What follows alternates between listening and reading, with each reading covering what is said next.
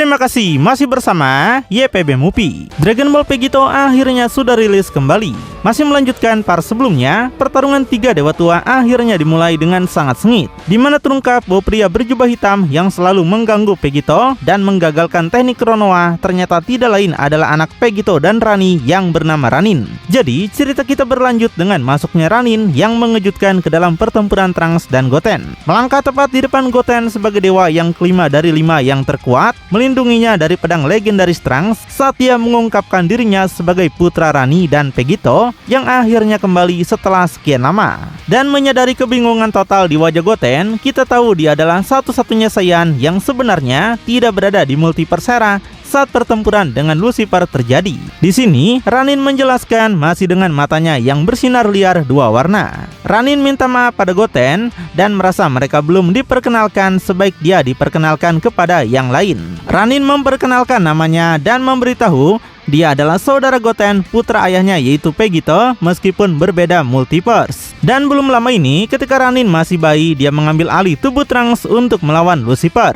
Trunks adalah wadahnya yang dia gunakan untuk membantu ayah mereka bertarung. Tapi, bantuan itu malah dibalas oleh Vegito dengan pengkhianatan dan tidak mengakuinya sebagai anak. Di sisi lain, Vegito yang menonton melalui TV dengan tangan terlipat hanya akan menanggapi dengan dingin. Dia baru tahu kalau Ranin masih menyimpan dendam padanya dan dia tegaskan itu hal yang sangat menyedihkan. Dan di sini, Vegito masih tidak mengakui Ranin dan menyebut Ranin hanyalah berandal aneh yang mengaku sebagai keturunannya. Vegito menjadi kesal kenapa Ranin tidak bisa menjauh darinya. Karena baginya, ini bukan hanya menjengkelkan tapi masalah nyata yang sialan. Ibunya memiliki gen iblis dan Ranin sudah sangat kuat bahkan saat masih bayi. Dan setelah sekarang dia sudah dewasa, siapa yang tahu seberapa kuat dirinya sekarang. Jadi, Vegito mengharapkan agar Trunks berhati-hati dalam melawannya. Selain itu, jika sampai ketahuan Vegito punya anak dari wanita lain, bisa terjadi perang dunia jika sampai ketahuan Bulma dan juga Cici. Tapi saat Vegito mencemaskan peluang Trunks kembali ke medan perang, pembunuh dewa Trunks akan diliputi amarah. Matanya tiba-tiba berubah dari hijau menjadi merah serapim saat dia berteriak. Trunks akhirnya tahu bahwa Ranin ini yang muncul dan mengambil tubuhnya tanpa persetujuannya. Trunks sudah menunggu hari ini, menunggu untuk melihat bagaimana bentuk Ranin. Trunks hampir mati dan sekarang dia yakin Ranin akan menderita rasa sakit yang sama. Bagi Trunks, Ranin tidak ada bedanya dengan Lucifer dan mereka iblis semuanya sama. Mendengar kata iblis malah membuat Ranin tertawa karena dia meyakini bahwa dirinya selangkah di atas itu. Dia minta Trunks untuk berhati-hati dengan apa yang dia katakan karena mata merahnya itu membuatnya terlihat tidak begitu berbeda dengan Lucifer.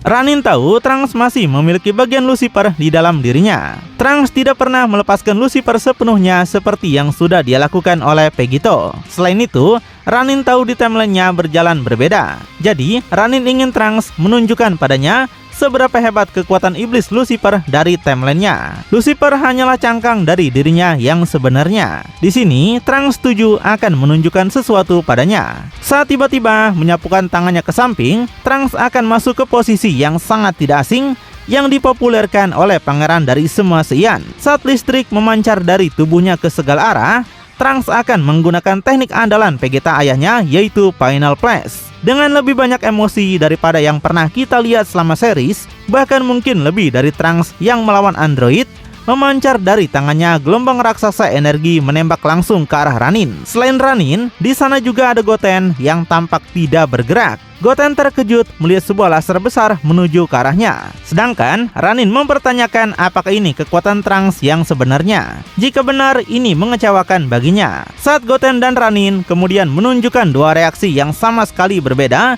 kedua wajah mereka hilang dalam cahaya Final Flash Trunks. Sebelum seperti yang diprediksi, hanya api dan belerang yang akan meletus dalam ledakan ganas merobek arena turnamen. Saat hanya gumpalan raksasa asap yang hampir hitam pekat kemudian akan muncul membumbung.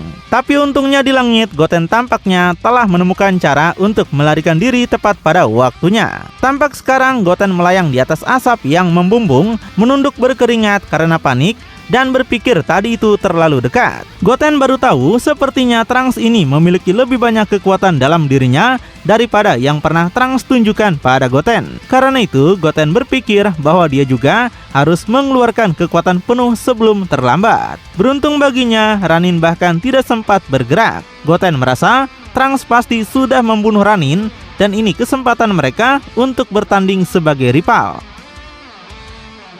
Saat dibiarkan tanpa kelelahan akibat ledakan itu, setelah memberikan sebagian besar energinya untuk serangan itu, Trunks nampak bernapas berat. Trunks menantang Ranin untuk segera mengambil alih tubuhnya lagi jika dia bisa. Tapi saat Trunks mengeluarkan kata-kata ini dengan percaya diri, dari asap gelap, sepotong kain hitam akan melayang keluar yang mungkin sisa-sisa terakhir dari Ranin. Tapi saat lebih banyak pakaian berjubah hitamnya keluar sekarang di sekujur tubuh Trunks, ekspresi wajah Trunks akan mulai berubah menjadi kelumpuhan yang terpaku. Trunks merasa ini tidak mungkin sekali mengapa Ranin masih bisa bergerak dengan bebas. Apa sebenarnya yang dia lihat di sini? Dengan bahkan sekarang Vegito yang menonton kini menatap sesuatu yang akan membuat darahnya mendingin. Vegito tidak menyangka bahwa Ranin bisa selamat dalam serangan pamungkas sekuat itu. Ranin akui itu serangan yang manis karena membuatnya tidak harus melepaskan jubahnya sendiri. Saat dari kegelapan itu, mata biru dan merah yang khas muncul kembali, di mana Ranin meminta pendapat Trunks bagaimana tentang penampilannya. Dia telah tumbuh dengan baik, tapi sayangnya ibunya sendiri tidak pernah melihat betapa besarnya dia tumbuh. Akhirnya, bentuk asli Ranin diperlihatkan, di mana tubuhnya sendiri memang akan tampak sekilas mirip dengan Seiyan. Sisi rambutnya lebih putih, di bagian atas kepalanya berwarna coklat yang persis sama dengan Vegito. Dan di belakangnya ada ekor besar dengan bergerigi. Vegito akhirnya sadar bahwa Ranin tidak berbohong dan dia tampak lebih seperti anaknya daripada Trunks. Sambil memegangi kepalanya karena jengkel,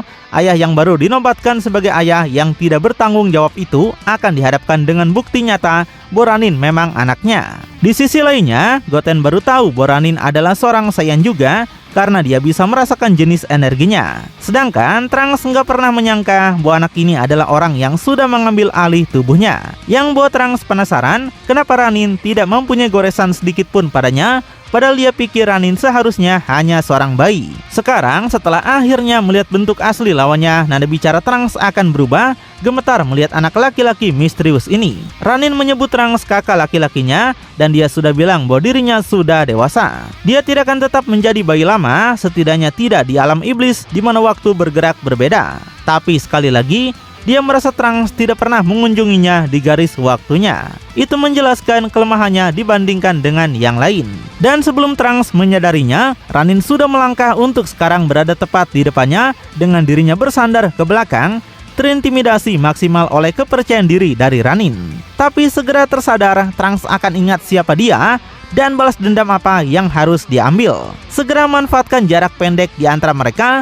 Dia kemudian meluncurkan tinju tepat ke arah wajahnya. Tapi sayangnya, begitu Trunks melepaskan serangannya, tidak akan ada gerakan mundur bagi Ranin. Tidak ada teriakan kesakitan, melainkan ejekan. Karena secara misterius, anak itu akan menangkis hanya dengan jarinya. Hanya dengan jari telunjuknya yang secara harfiah membuat Trunks sekarang tidak bisa berkata-kata lagi. Dan dengan tatapan serupa dari Goten di langit, Goten akan mengeluarkan kata-katanya, merasa ini tidak mungkin dengan apa yang dia lihat. Dia melihat Ranin bisa menghentikan Trunks seolah dia bukan apa-apa. Dan seolah-olah tanpa sadar mengenal Trunks dengan yang dia kenal dari multiverse-nya sendiri, Goten akan berteriak agar Trunks melarikan diri. Goten tidak ingin sampai Trunks mati oleh makhluk itu. Ranin menyadari apa yang dikatakan Goten adalah kasih sayang persaudaraan. Tapi sayang sekali baginya karena sekarang adalah gilirannya bermain keluarga. Ranin hanya akan memberikan senyuman sadis. Sampai kemudian, dengan mudah dia mengubah jari penangkis itu menjadi cengkraman erat pada pukulan Trunks. Lalu dia menarik Saiyan itu ke dalam,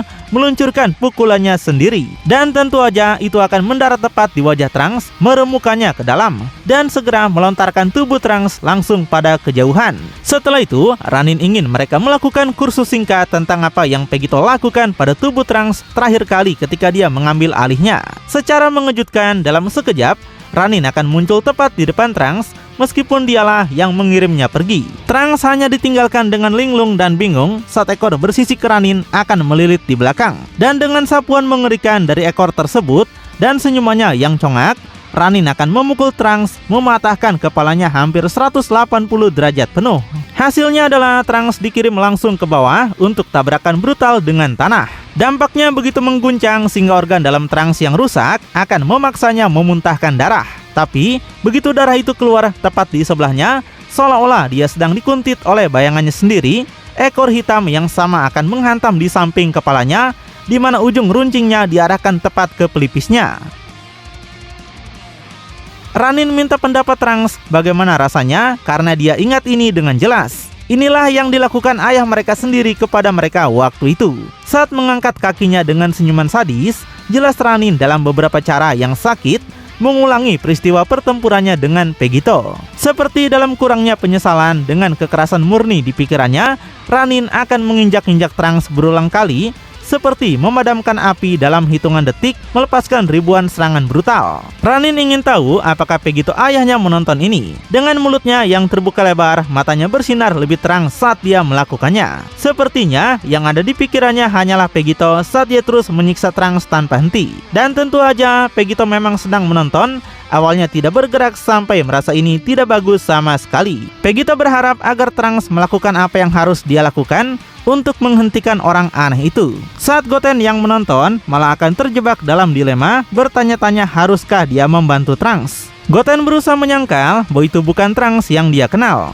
Ini adalah turnamen dan satu-satunya tujuannya adalah memenangkan pertandingan ini. Tapi, terlepas dari pertempuran hati Goten, itu hampir tidak akan membuat perbedaan karena tidak ada gangguan yang bisa menghentikan Ranin dari suasana mengerikan yang dia alami sekarang.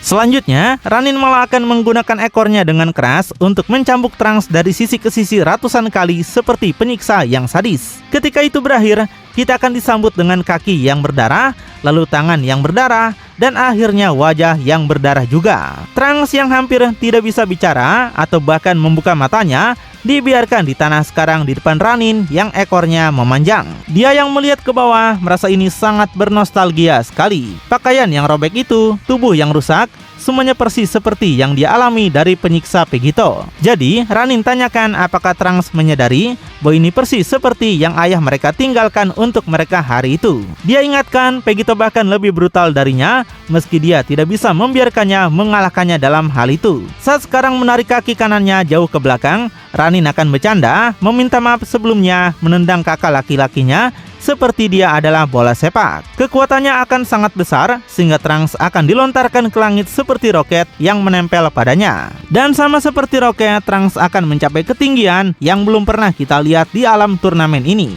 Hampir mengorbit dan akhirnya suaranya terdengar dengan hanya erangan rasa sakit yang nyaris sunyi. Ranin merendahkan Trunks dan menyebutnya sangat lemah sekali. Dia tidak percaya bahwa dia memilihnya sebagai wadahnya waktu itu. Karena seharusnya Ranin memilih Vegeta atau Goku saja. Dan Ranin ingin tahu apakah dia sudah melakukan hal yang cukup. Haruskah dia menjadi sekejam Pegito yang dulu? Saat yang benar-benar tidak berperasaan sekarang, Ranin akan berdiri dengan tangan terlipat, menonton saat korbannya tampak pergi semakin jauh di kejauhan. Saat kita selanjutnya bergabung kembali dengan Trunks, dia hampir dalam keadaan yang tidak berdaya. Ranin sudah melakukan ini padanya lagi, dan dia tidak bisa membiarkan ini berakhir seperti ini. Dari semua latihannya, Trunks tidak akan membiarkannya sia-sia. Sampai tiba-tiba, mata Trunks akan menjadi merah sepenuhnya, gelombang energi bangkit dalam dirinya.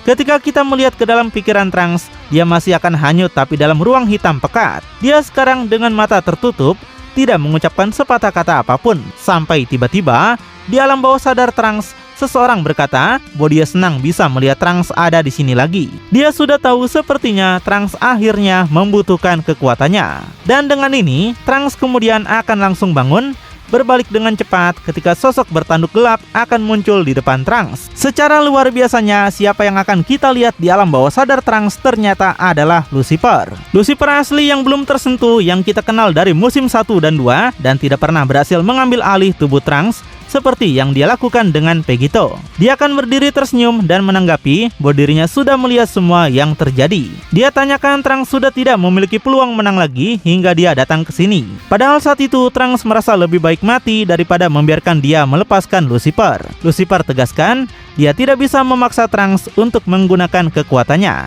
Tapi Lucifer ingatkan bahwa Trunks akan kalah jika tidak melakukannya, dan Trunks masih menyimpan dirinya di dalam tubuhnya. Lucifer juga mendengar bahwa God Killer Vegito melakukan seperti yang dia rencanakan, tapi Trunks tidak bisa mengikuti apa yang Vegito lakukan. Yang dijawab oleh Trunks bahwa dia tidak selambat Vegito. Trunks tahu apa yang Lucifer rencanakan dari awal, dan dia tidak siap untuk melepaskan kekuatan penuh Lucifer demi kemenangan. Karena Trunks merasa dia tidak sependek itu pikirannya. Mereka bisa melihat di mana itu berakhir baginya. Trunks tahu dia bisa menemukan garis waktu lain untuk mendapatkan bantuan, atau setidaknya kekuatan yang cukup untuk menghentikan Lucifer nanti. Dan sekarang Trunks merasa benar. Ketika Trunks akhirnya kembali ke timeline-nya, Trunks berjanji akan melenyapkan Lucifer meskipun dengan kekuatan penuhnya atau tidak. Tapi tak lama kemudian mata Trunks akan mulai bersinar merah tajam lagi saat dia akan menjelaskan bahwa mengapa dia di sini bukan untuk kekuatan Lucifer lagi.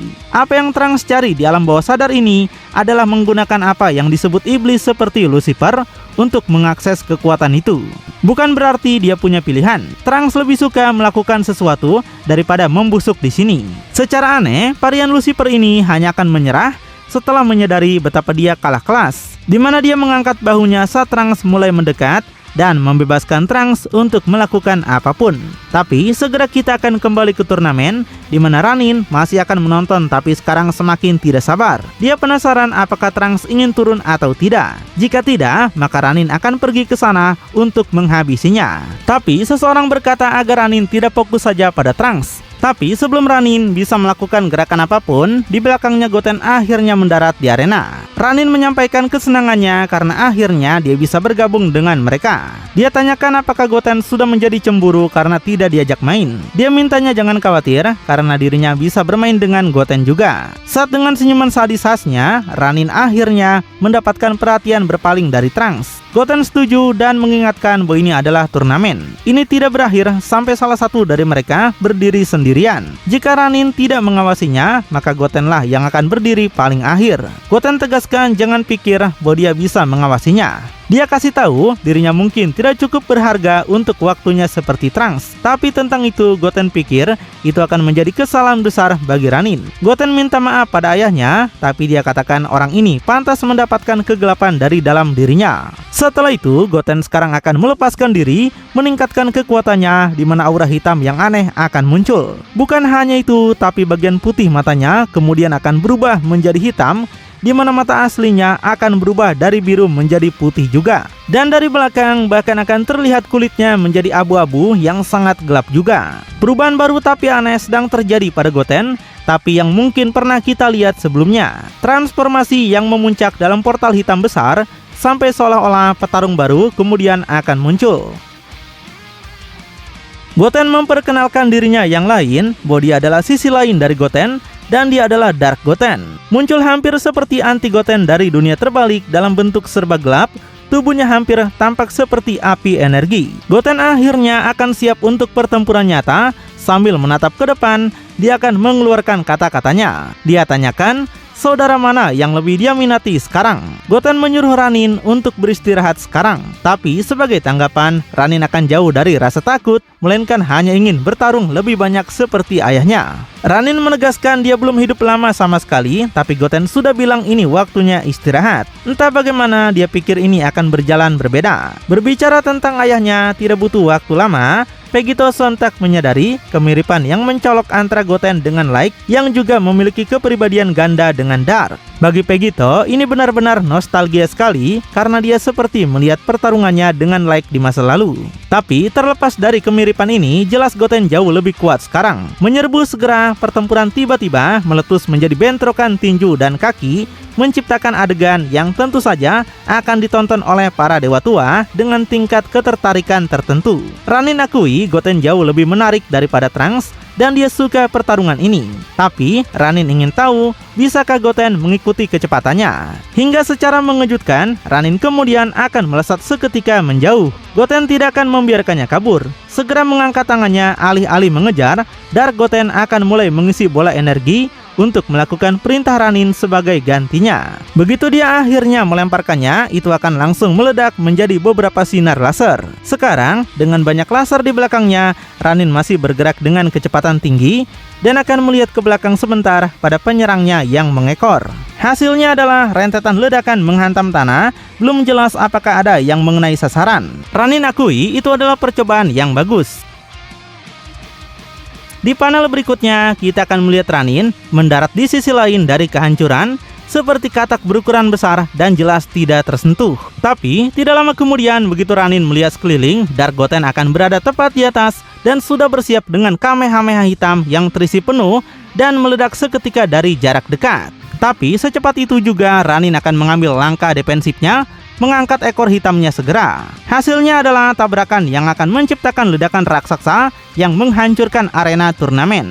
Akhirnya, mengirim keduanya meluncur mundur dengan paksa, di mana ledakan itu jelas begitu dekat untuk kedua petarung. Segera kita akan melihat meskipun itu adalah serangan Goten, Dark Goten akan tampak paling terpengaruh olehnya, sementara Ranin akan terus tidak melepaskan cengkramannya. Dia yakin begitu dia masuk ke bentuk ini akan berakhir. Dark Goten penasaran seberapa kuat dia sebenarnya. Dia tidak punya pilihan di mana dia harus melangkah lebih jauh lagi. Sebelum sekarang dengan tatapan yang lebih serius, dia akan mengakui Ranin bahwa dia telah mendapatkan rasa hormatnya. Jika Ranin benar-benar saudaranya, maka dia mempercayainya sekarang. Tapi begitu dia menunjukkan apa yang telah dia dorong padanya, ini akan menjadi akhir dari hidupnya yang singkat. Dia tidak bisa menjamin dirinya akan mampu menghentikan dirinya untuk tidak melangkah begitu jauh. Sekarang, perubahan aneh di atmosfer akan terasa seperti tekanan yang meningkat di segala arah. Sampai dengan erangan yang dalam, Goten secara misterius akan memeras lebih banyak kekuatan kali ini. Berubah lagi ketika rambut hitamnya mulai tumbuh dengan cepat, di mana aura meledak dan meletus. Sampai akhirnya varian Super Saiyan 3 baru dari Dark Goten akan muncul dari asap. Bersamaan dengan rambut barunya, sekumpulan tanda suku hitam baru akan muncul di seluruh wajah dan tubuhnya. Ranin merasa kagum, Goten punya lebih banyak hal untuk ditunjukkan padanya sekarang daripada yang dilakukan Trunks. Jadi, mungkin dia juga akan menjadi wadah yang lebih baik. Tapi, terlepas dari pujian itu, Goten akan melesat ke depan. Dan ketika Dark Goten sekarang telah berada tepat di depan wajah Ranin, Ranin memuji tentang betapa Goten Dark kini telah meningkat. Dan segera, keduanya sekarang akan saling mencengkram tangan satu sama lain dengan energi Goten yang kuat yang menyebabkan Ranin terdorong mundur, terseret di panggung arena. Diakui Goten telah melakukannya dengan baik untuk mendapatkan kekuatan seperti ini. Goten menyuruhnya berhenti bicara karena dia nyaris tidak bisa mengendalikan dirinya sekarang. Goten memintanya menyerah dan hapus semua senyuman itu dari wajahnya. Dengan begitu, dia yakin Ranin bisa meninggalkan tempat ini hidup-hidup. Tapi ketika Ranin membuat komentar aneh tentang dua senyuman ini, dia secara misterius akan memperbesar mulutnya, di mana itu menunjukkan bola energi yang mengisi daya dan siap menembak. Dia membiarkannya memegangnya dengan sengaja. Semuanya terjadi dalam hitungan detik, tanpa waktu untuk memahami tipu muslihat Ranin. Mulut itu akan menembakkan laser, di mana laser itu menembus lurus ke dada Goten. Tubuh Goten sekarang dibiarkan di tanah bersimbah darah, dikalahkan dan hanya mampu bergumam bahwa Ranin sudah menipunya. Kemudian, Ranin sekarang melepaskan pedang pembunuh dewanya seolah-olah akan melakukan eksekusi. Ranin tegaskan itu bukanlah tipuan, tapi bagaimana sesuatu yang tidak dapat Goten antisipasi disebut tipuan. Baginya, itu hampir sekonyol keinginan Goten untuk mengampuni nyawanya dalam turnamen ini. Jadi, Ranin akan memberi Goten pelajaran yang bagus tentang itu sekarang. Dia mengungkapkan kesenangannya bertemu dengan Goten. Saat yang sangat mirip dengan ayahnya sendiri, Ranin akan mendaratkan pukulan terakhir. Tapi, keadaan tiba-tiba berubah ketika Ranin akan menyadari bahwa Goten telah pergi. Dan segera sepasang kaki akan mendarat di belakangnya. Tampaknya ada seseorang yang belum selesai. Orang itu katakan dia akan mengambil ini karena ini sejauh yang dia bisa. Dan rupanya orang yang muncul tersebut adalah Trunks. Bukan sembarang Trunks, tapi Trunks yang telah memanfaatkan gen iblis. Tidak sampai ke tingkat transformasi iblis lengkap, tapi jauh dari parsial. Apa yang kita lihat sekarang adalah semi-perfect Devil Trunks dengan tangan kanannya, jelas sekarang menyerap Goten. Ini akan menjadi Trunks dengan jenis kekuatan yang hanya bisa diimpikan oleh para penggemar. Lalu, apakah Goten akan diserap oleh Trunks dan kekuatannya akan dia gunakan untuk mengalahkan Rani? Dan apakah sebenarnya Trunks sudah bergabung dengan Lucifer? Tapi karena ceritanya baru sampai sini, kita akan segera tahu kelanjutannya minggu depan ya. Buat yang penasaran, pantengin terus aja channel YPB Movie, channelnya anime bapak-bapak.